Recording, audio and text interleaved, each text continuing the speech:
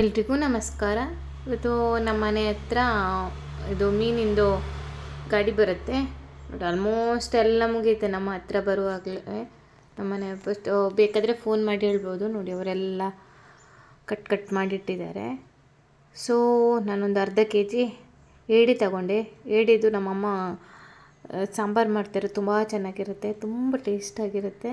So ಸಿಂಪ್ಲಾಗಿ ಏಡಿ ಸಾಂಬಾರು ಮಾಡಲಿಕ್ಕೆ ಏನೆಲ್ಲ ಬೇಕು ನೋಡ್ಕೊಂಡು ಬರೋಣ. 1-2 ಕಪ್ ಆಗುವಷ್ಟು ತೆಂಗಿನ ತುರಿ, ಮತ್ತು ಒಂದು 10 ಉದ್ದಿನ ಮೆಣಸಿನ್ಕಾಯಿ, ಮತ್ತು 5 ಗಿಡ್ಡ ಮೆಣಸಿನ್ಕಾಯಿ, ಮತ್ತು 2 ಟೇಬಲ್ ಸ್ಪೂನ್ ಆಗುವಷ್ಟು ಕೊತ್ತಂಬರಿ ಬೀಜ, ಹಾಗೆ ಒಂದು ಅರ್ಧ ಆನಿಯನ್, ಹಾಗೆ ಒಂದು 6 ಎಸಳು ಬೆಳ್ಳುಳ್ಳಿ, ಮತ್ತು ಇದು ಇದೆಲ್ಲ ಹುರಿದುಕೊಂಡಿದ್ವಿ. ಹಾಗೆ ಹುರಿದಿರುವ ಜೀರಿಗೆ ಮತ್ತು ಮೆಂತೆ 1 ಟೀ ಸ್ಪೂನಷ್ಟು, ಹಾಗೆ ಒಂದು ಲಿಂಬೆಹಣ್ಣು ಗಾತ್ರದ ಹುಣಸೆ ಹುಳಿ.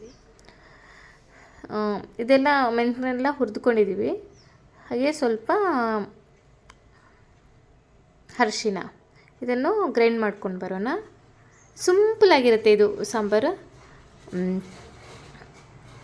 ನೋಡಿ. ಇವಾಗ ಇದಕ್ಕೆ ಒಂದು ಆನಿಯನ್ ಹಾಕಿಬಿಟ್ಟು, ಹಾಗೆ ನೀರು ಎಷ್ಟು ಬೇಕೋ ಅಷ್ಟು, ಹಾಗೆ ಉಪ್ಪು ಅಮ್ಮ ಕಡಿವಾಗಲೇ ಇದಕ್ಕೆ ಹಾಕಿದ್ದಾರೆ ಮಸಾಲಕ್ಕೆ. ಬಿಟ್ಟು ಚೆನ್ನಾಗಿ ಬಂದಮೇಲೆ ಚೆನ್ನಾಗಿ ಕುದಿಬೇಕು.